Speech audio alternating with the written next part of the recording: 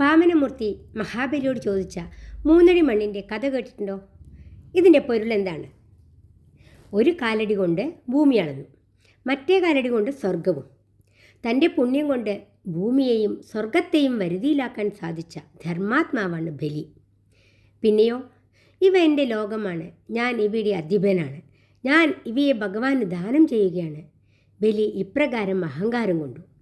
തൻ്റേതല്ലാത്ത വസ്തു ആർക്കെങ്കിലും ദാനം ചെയ്യുന്നത് എങ്ങനെ? ഒന്നാമതായി ഈ ലോകങ്ങളെ കീഴടക്കുക, ഇത് എൻ്റേതാണ് അങ്ങനെ അഭിമാനിക്കുക, മമത്വം ഭാവിക്കുക, ഇവ രണ്ടും തെറ്റാണ്.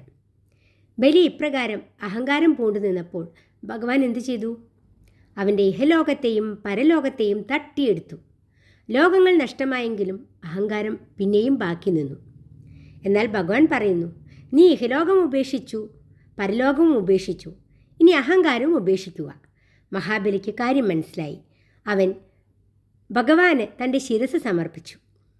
അതിലിരിക്കുന്ന വക്രബുദ്ധി ഭഗവാൻ തന്നെ നീക്കിക്കളയട്ടെ. തൻ്റെ ചരണസ്പർശം കൊണ്ട് ഭഗവാൻ അത് നിവാരണം ചെയ്തു, അവൻ്റെ അഹങ്കാരത്തെ നശിപ്പിച്ചു.